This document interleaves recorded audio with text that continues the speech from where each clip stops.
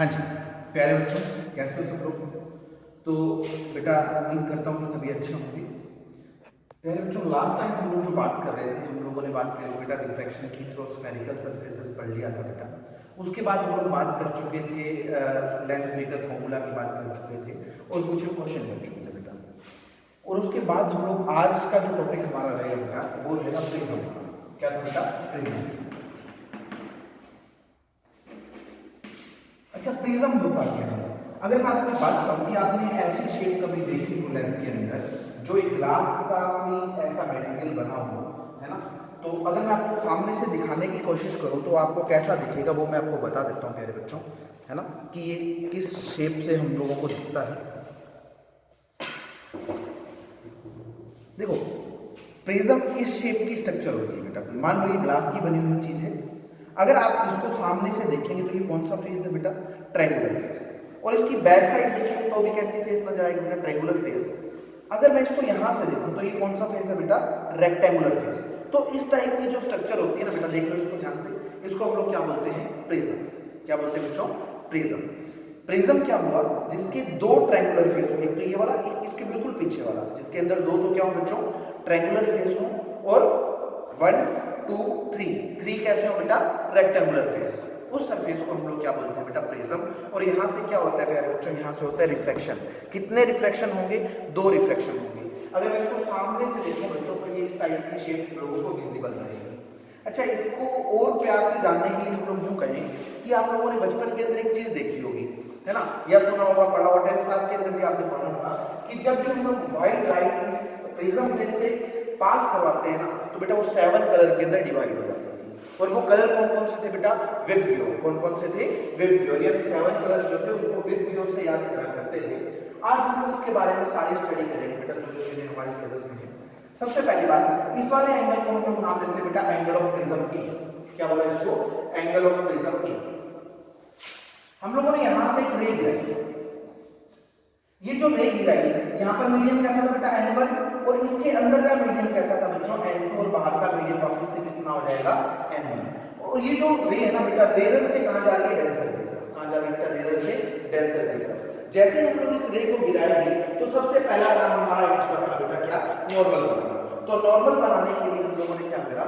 इस सरफेस पे जो पॉइंट ऑफ इंसिडेंस बना था बच्चों, वहां पर क्या बना दिया? एक नॉर्मल लाइन बना दिया। ये क्या बेटा? अपना नॉर्मल लाइन। तो ये जो एंगल बना इंसिडेंट रे और नॉर्मल के बीच का एंगल, इस एंगल को हम लोगों ने बोला एंगल आई। अब ये जो रे जो थी, क्या ये सीधी जा पाएगी? बिल्कुल भी नहीं जा पाएगी, क्योंकि यहाँ पर जो रिफ्रैक्शन हो रहा है रेयर से डेंसर, जिसकी वजह से क्या होगा बेटा? रेयर से जैसे ही डेंसर की तरफ जाएगी तो रे किधर मुड़ जाएगी बेटा? Towards the normal. मतलब इसको जाना तो ऐसे चाहिए था, ऐसे जाना चाहिए था, लेकिन इस रास्ते से जाएगी नहीं। किधर मुड़ जाएगी बेटा? नॉर्मल की तरफ। तो नॉर्मल तो ये रास्ता, तो नॉर्मल की तरफ मुड़ जाएगी, नीचे ऐसे आ जाएगी। हाँ सर, बिल्कुल आएगी, है ना। अब यहाँ पर जो एंगल बना ना बेटा, जो नॉर्मल और रिफ्रैक्टेड रे के बीच का है, उस एंगल को हम लोगों ने बोल दिया बेटा R1। क्या नाम दे दिया बेटा? R1। तो सबसे पहला काम हम लोग यहाँ पर करेंगे, इस पॉइंट को कंसीडर कर देते हैं, इस पॉइंट को बोल देते हैं सपोज P। क्या नाम दे दिया बेटा? P। तो हम लोग बोल रहे हैं कि फर्स्ट रिफ्रैक्शन होगा, फर्स्ट रिफ्रैक्शन। रिफ्रैक्शन कहां हुआ बेटा? एट पॉइंट P पॉइंट पर फर्स्ट रिफ्रैक्शन हुआ, जिसकी वजह से अगर हम लोग यहां पर स्नेल फ्लो लगाएं तो कितना लगेगा बेटा? यहां का रिफ्रैक्टिव इंडेक्स कितना था? N1। यहां का एंगल कितना है? I। तो हम लोग लिखेंगे N1 sin I is equal to, अगले मीडियम का रिफ्रैक्टिव इंडेक्स कितना था बेटा? N2। यानी प्रिज्म की बात करें और वहां का एंगल कितना बना? R1। तो N2 into sin कितना बेटा? सॉरी, यहाँ का एंगल कितना था? R1। तो हम लोगों ने लिख दिया N2 sin R1। ये वाली चीज क्लियर? हाँ सर, ठीक है। अब आगे का पार्ट देखिए बच्चों। अब ये जैसे यहाँ पर जाकर स्ट्राइक करेगी ना बेटा, यहाँ से चली गई, थोड़ा बैंड हो गई, किधर बैंड हुई? नॉर्मल की तरफ। जैसे इस वाले पॉइंट पर पहुंची तो यहाँ पर इस पॉइंट को हम लोगों ने बोल दिया ये पॉइंट कैसा बेटा? Q। अब ये Q पॉइंट पर भी क्या होगा बेटा? एक और रिफ्लेक्शन होगा, क्योंकि अब रे जो है ना डेंसर से कहां जा रही है बेटा? रेयर की तरफ। जैसे यहाँ पर रिफ्लेक्शन होगा तो हम लोग यहाँ पर क्या बना देंगे बेटा? वापस से नॉर्मल बनाएंगे। इसको क्या लिख देंगे बेटा? N2। ये नॉर्मल कौन सा है? सेकंड वाला, N2। अब क्या होगा? इस रे को बिल्कुल सीधा जाना था, बट टेंशन से जैसे ही रेयर की तरफ जाएगी तो रे किधर जाती है बेटा, अवे फ्रॉम नॉर्मल, यानी नॉर्मल से मुड़ जाएगी दूर, यानी ऐसे रे चलेगी। इस एंगल को बोलते हैं एमर्जेंट एंगल। क्या बोलते हैं बेटा, एंगल ऑफ एमर्जेंट, यानी वो वाला एंगल जिस एंगल से रे प्रिज्म को लीव करके जा रही है। ठीक है, चलिए अच्छा ये वाला एंगल ई बोल दिया, तो इस वाले एंगल का हम लोग नाम ये लिखते हैं बेटा क्या, R2। क्या बोल देते हैं इसको, बायफोल्ड R2 बोल देते हैं। ठीक है, अच्छा अब ये जो यहाँ पर ये जो पॉइंट है, इस पॉइंट को हम लोग बोल देते हैं पॉइंट PQR, और ये वाला पॉइंट क्या बोल दिया बेटा हम लोगों ने, S। ठीक है, अब हमारा सबसे पहला काम क्या है यहाँ पर, एंगल ऑफ डेविएशन देखना। या उससे पहले मैं आपको एक बात बता दूं कि सेकंड रिफ्रैक्शन की बात करते हैं। सेकंड रिफ्रैक्शन कहाँ हुआ बेटा, सेकंड रिफ्रैक्शन, सेकंड रिफ्रैक्शन हुआ बेटा पॉइंट Q पर। तो Q पॉइंट पर हुआ एट Q। तो हम लोग क्या करें, पहले वाले मीडियम का रिफ्रैक्टिव इंडेक्स कितना बेटा, N2, तो हम लोगों ने लिखा N2, वहां का एंगल कितना है बेटा, sin R2, N2 sin R2 is equal to second वाले मीडियम का रिफ्रैक्टिव इंडेक्स N1, और वहां का एंगल कितना था बेटा E, तो N1 sin E। ये हम लोगों ने दोनों रिफ्लेक्शन की जो स्नेल्स लॉ से इक्वेशन बनती थी वो बना दिया। यहाँ पर हम लोगों से पूछा क्या जाता है जनरली, है ना, पूछा ये जाता है कि एंगल ऑफ डेविएशन बताओ। क्या बताओ बेटा, एंगल ऑफ डेविएशन। अब एंगल ऑफ डेविएशन क्या बेटा, एंगल ऑफ डेविएशन वो वाला एंगल है जो इनिशियल और फाइनल रे के बीच का एंगल। इनिशियल रे बोले तो इनिशियली जो रे आ रही है बेटा इसको ऐसे सीधा लगाना, बिल्कुल सीधा अगर प्रिज्म ना होता, बट फाइनली किधर गई, इस डायरेक्शन में गई। इन दोनों के बीच के एंगल को क्या बोलते हैं बेटा, angle of deviation. The angle between original path and appearing path, जो हमें अपीयर होगा कि ऐसे जाएगा और ओरिजिनली ऐसे गया, इन दोनों पाथ के बीच का जो सेपरेशन है, यानी जो एंगल है उस एंगल को क्या बोलते हैं बेटा, एंगल ऑफ डेविएशन। अगर मैं ये एंगल फाइंड आउट करना चाहूँ तो मैं इसको पीछे एक्सटेंड कर दूं, हां सर कर दूं, इसको पीछे एक्सटेंड। तो ये जो एंगल बना ना बेटा, ये वाला एंगल, क्योंकि ये तो ओरिजिनल पाथ होना चाहिए था बट हुआ ये वाला, इन दोनों के बीच का एंगल ये क्या कहलाएगा, एंगल ऑफ डेविएशन। ठीक है, अच्छा अब मैं आपको छोटी सी बात बताऊं कि हम लोग कोई भी ट्रायंगल की बात करते हैं ना मेरे बच्चों, तो ट्रायंगल के तीनों एंगल्स का सम जो है वो कितना होता है, 180 है, तो हमें पता है। हाँ ठीक है, अगर मैं इन दोनों एंगल्स की बात करूं, ये α1 है और ये α2 है, और ये जो एक्सटीरियर एंगल है ना बेटा, इस वाले एंगल को क्या बोल दिया, बीटा। किसी ट्रायंगल का एक्सटीरियर एंगल मान लो बीटा है, बीटा और इंटीरियर एंगल के बीच का रिलेशन क्या है, तो हम लोग कहेंगे कि exterior angle is equal to sum of interior angles α1 plus α2, यानी बीटा की वैल्यू किसके बराबर आ जाएगी बच्चा, α1 प्लस α2 के बराबर। हाँ सर ये तो ठीक है। अब और देखते हैं बेटा, और यहाँ पर क्या असम्पशन और क्या क्या चीजें हम लोगों को यूज करनी है। सपोज हम लोगों ने ये दो लाइन क्रॉस कर दी, ये वाला एंगल है हमारा सपोज गामा, तो ये वाला एंगल भी कितना होगा, गामा होगा एग्जैक्टली। तो यहाँ से जो रे आई, इस रास्ते से जो जाना चाह रही थी, ये वाला रास्ता जो ये रे है हम लोगों ने आगे एक्सटेंड कर दी इसको, और ये क्या करता है यहाँ पर नॉर्मल, तो ये जो टोटल एंगल है बेटा, ये वाला टोटल एंगल, ये टोटल एंगल किसके बराबर आना चाहिए, आई के बराबर आना चाहिए। तो ये ऊपर वाला एंगल कितना होना चाहिए, वाला एंगल, तो ये वाला एंगल बन जाएगा बेटा, टोटल कितना है आई, और इधर से कितना निकाल दिया r1, तो ये बन जाएगा i minus r1, i minus r1। ठीक है, इसको थोड़ा सा मैं बड़ा करके यहाँ पे लिख देता हूँ, ये एंगल आएगा i माइनस r1। अब ये वाला एंगल की बात करूं बेटा, ये वाला एंगल टोटल कितना है e, तो इसके बिल्कुल सामने एंगल कितना होना चाहिए, e होना चाहिए, और नीचे वाला एंगल कितना है r2, तो ये वाला एंगल कितना बन जाएगा बेटा, ये वाला एंगल बन जाएगा बच्चों e माइनस r2। ठीक है, अब हम लोग इस ट्रायंगल को देखते हैं बेटा, है ना, ये एंगल मैंने आपको शो करके बता दिए कौन कौन से हैं। ठीक है, चलो अब इसको हटा देते हैं ताकि डायग्राम हमें थोड़ा विजिबल रहे। P Q R S, और ये वाला पॉइंट यहाँ पर अपनी रे को हम लोगों ने मीट करवाया था, वाला पॉइंट कौन सा है, T। अब ये जो ट्रायंगल है ना बेटा P Q T, इस P Q T और ट्रायंगल का जो एक्सटीरियर एंगल कितना है, एक्सटीरियर एंगल है बेटा अपना एंगल ऑफ डेविएशन, जो कि किसके बराबर आता है बेटा, सम ऑफ इंटीरियर एंगल्स। और इंटीरियर एंगल कौन कौन से, एक तो ये वाला और एक ये वाला, इन दोनों की वैल्यू कितनी आई थी सर, दोनों की वैल्यू आई थी, एक की आई थी i माइनस r1 और दूसरे कितनी आई थी sir, I minus R Q, इनको ऐड कर दो, ठीक है सर। दूसरे की वैल्यू E माइनस आर कितनी थी बेटा, E माइनस आर। देखो इस वाले पार्ट ये वाला एंगल कितना है, टोटल एंगल E में से कितना सब्सट्रैक्ट कर देंगे बेटा, R2, तो कितना बच जाएगा E माइनस आर।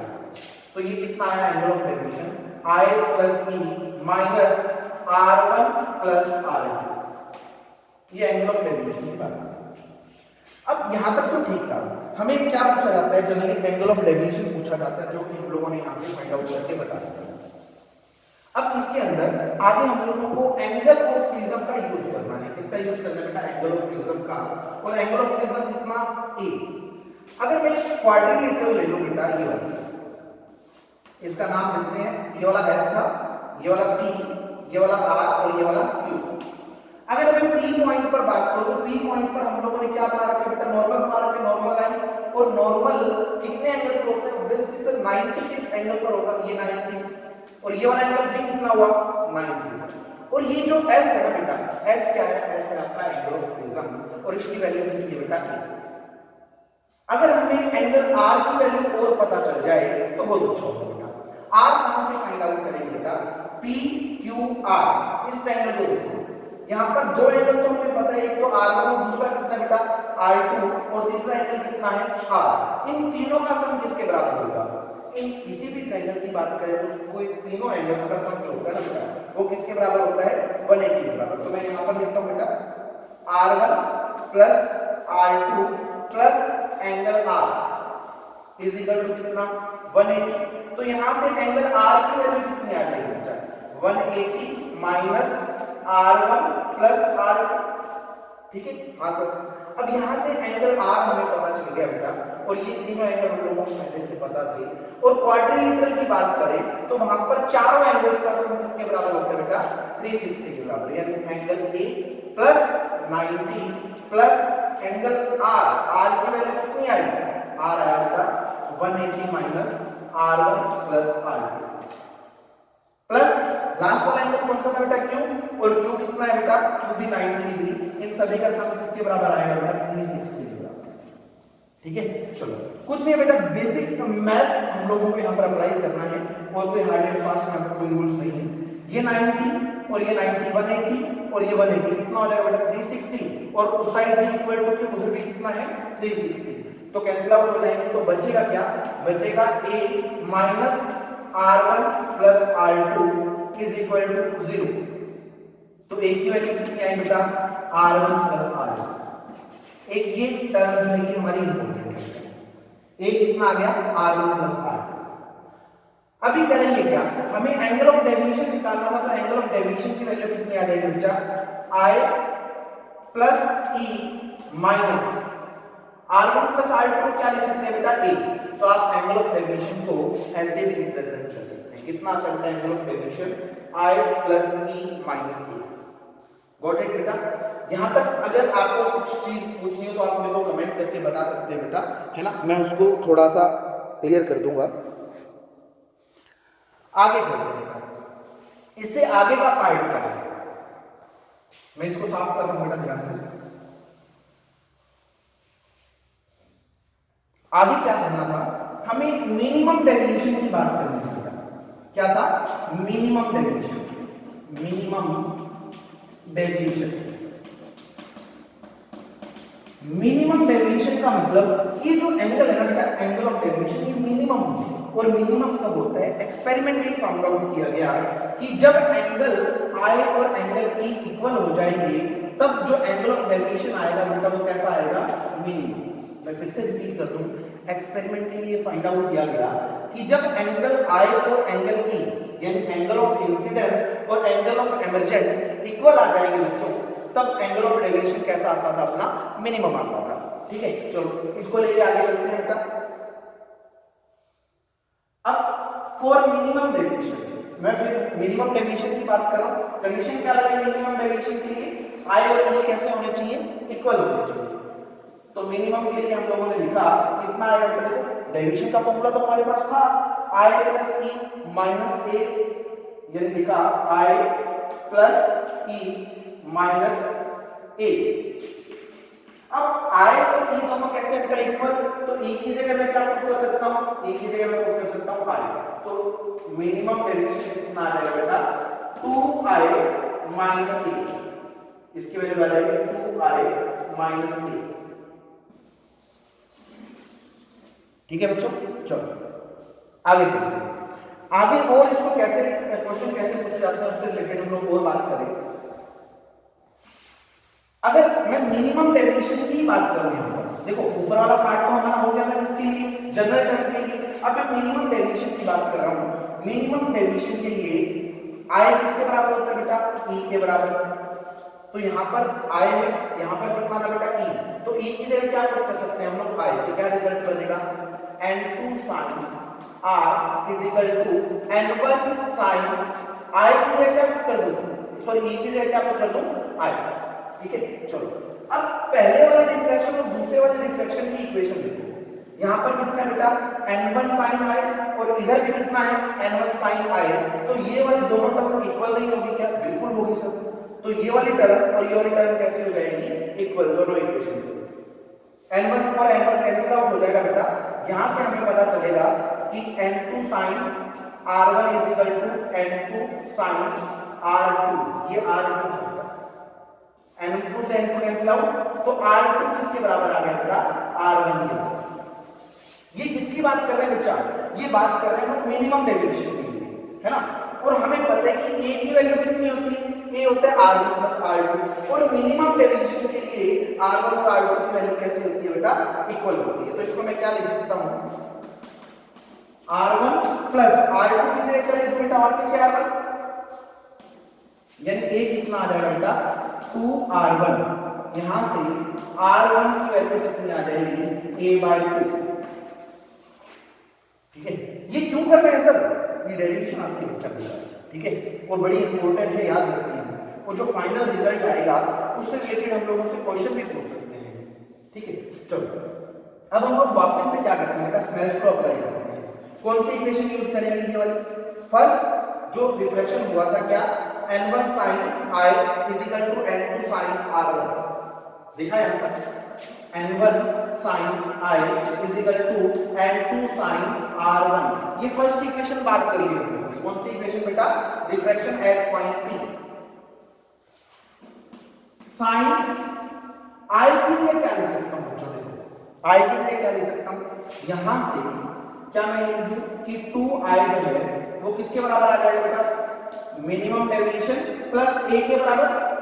देखो A नेगेटिव का होता था, इधर आकर क्या हो जाएगा बेटा पॉजिटिव का, तो क्या 2I किसके बराबर हो जाएगा मिनिमम डेविएशन प्लस A, तो I किसके बराबर हो जाएगा बेटा I हो जाएगा minimum deviation plus A divide by 2, है ना। तो यहां से हम लोग क्या करते हैं बेटा I की वैल्यू कर देंगे, मतलब कितना आएगा देखो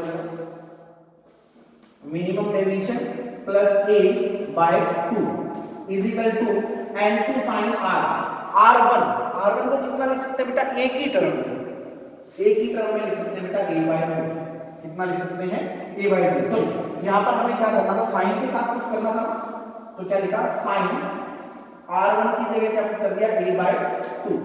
ठीक है, चलो तो यहाँ से N2 कितना आ जाएगा, तो साइन A/2 को क्या कर देंगे डिवाइड, तो N2 की वैल्यू कितनी आ जाएगी बेटा N1 sin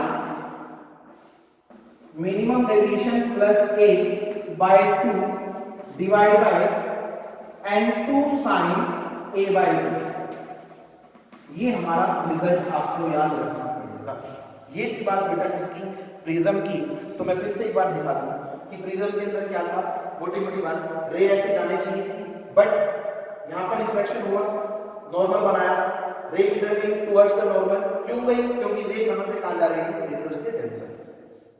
जैसे ही टुवर्ड्स नॉर्मल गई तो अब कहां जाकर स्ट्राइक करेगी बेटा पॉइंट Q पर रे को सीधा जाना चाहिए था, बट रिफ्लेक्शन हुआ तो किधर जाएगी डेंसर से rare away from normal, normal से दूर, यानी ये फाइनल हमारी रे इस डायरेक्शन से आ रही है। और नॉर्मल से जितने एंगल पर रे आपकी आ रही थी ना उस एंगल को बोलते हैं एंगल ऑफ इन्सिडेंस। ये वाला एंगल कितना था एंगल ऑफ इन्सिडेंस, यहाँ पर R1 और इसके कॉरेस्पोंडेंस यहाँ पर क्या लिख दिया बेटा R2। अब एंगल ऑफ वेरिएशन क्या हुआ, ये वाला रास्ता जिस रास्ते से रे को जाना चाहिए था अगर प्रिज्म ना होता तो, बट गई ऐसे, इन दोनों के बीच का एंगल क्या कहलाएगा आपका डेरिवेशन। इसको पीछे एक्सटेंड कर दिया, ये क्या हुआ बेटा एंगल ऑफ डेरिवेशन। ये टोटल एंगल आए था, तो यहाँ पर भी टोटल एंगल कितना बनना चाहिए था आए, तो नीचे r1 के ऊपर कितना बच जाएगा बेटा i माइनस r1। सिमिलरली यहाँ पर e है तो इसके सामने वाले टोटल कितना होना चाहिए e, नीचे r2 तो यहाँ पर कितना बचेगा बेटा, यहाँ पर बचेगा e माइनस r2।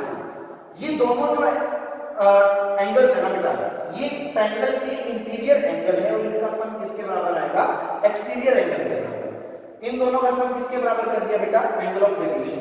तो यहां से क्या रिजल्ट आ गया i plus e minus r2 plus r1। फिर हम लोगों ने ये क्वाड्रिलेटरल लिया पूरा s p r q, ये वाला एंगल कितना है सर 90 है, क्योंकि परपेंडिकुलर डाला था, ये भी 90, यहां पर भी टोटल एंगल 90 है। इन सभी का सम किसके बराबर आएगा 360 के बराबर। वहां से हमारे पास क्या निकल के आया बेटा, a बराबर आ जाएगा r1 प्लस r2। अब इस इक्वेशन के अंदर a की वैल्यू पुट कर दी, कैसे r1 प्लस r2 की वैल्यू क्या पुट कर दिया, तो एंगल ऑफ डेरिवेशन कितना आ जाएगा i plus e minus a। ये बात थी हमारी एंगल ऑफ डेरिवेशन। बट आपसे जनरली जो पूछता है ना बेटा, वो पूछता है मिनिमम डेरिवेशन। मिनिमम डेविएशन कब होता है, तो एक्सपेरिमेंटली फाउंड आउट हुआ कि भाई जब एंगल i और एंगल a इक्वल होंगे तब जो एंगल ऑफ डेविएशन है बच्चा वो कैसा होगा, मिनिमम होगा। मिनिमम डेविएशन के लिए हम लोगों ने क्या करा, i और e को कैसा कर दिया इक्वल। तो वापस से ये इक्वेशन उठाते हैं बेटा, i प्लस e की जगह क्या पुट कर दूं i, तो दोनों तो एंगल इक्वल है। कब, जब मिनिमम डेविएशन की बात करेंगे। इन दोनों को क्या कर दिया हम लोगों ने ऐड, तो कितना है बेटा 2i माइनस क्या a। ठीक है, चलो आगे करते हैं बेटा। यहां से मैं i की वैल्यू निकालना चाहूं तो i कितना हो जाएगा, minimum deviation plus a by 2। Similarly अगर मैं यहां से इन दोनों इक्वेशन को चेक आउट करूं जो स्नेल्स लॉ हम लोगों ने लगाए थे, यहां पर i और e इक्वल पुट कर दूं तो यहां से क्या रिजल्ट आ जाएगा बेटा, r2 किसके बराबर आ गया, r1 के बराबर आ गया। तो वो वाली वैल्यू फिर से मैं यहां पर पुट कर दूंगा a के अंदर, a कितना होता था r1 प्लस r2, तो r2 की जगह क्या पुट कर दिया r1, तो ये कितना हो जाएगा बेटा 2r1 की वैल्यू आई a बाय 2। अब वापस से हम लोगों ने फर्स्ट इक्वेशन लगाई, उसके अंदर i की वैल्यू पुट कर दी, r1 की वैल्यू क्या पुट कर दी a की टर्म, तो आपका फाइनल रिजल्ट कितना आ गया, n2 इज इक्वल टू कितना n1 sin, एंगल कौन सा रहेगा, minimum deviation plus a divide by 2 divide by n2 sin a by 2। ठीक है, चलो यहां तक कुछ डाउट है तो आप बेटा बता सकते हो, है ना। यहां पर n2 नहीं रहेगा बच्चा, क्यों नहीं रहेगा, क्योंकि इसको नीचे लेकर आया n2 तो ऐसे ही रहेगा। तो ये फाइनल रिजल्ट आ गया आपका। ठीक है, इसको एक बार चेकआउट कर लेना, कोई दिक्कत लगे तो मेरे को बता देना। Thank you.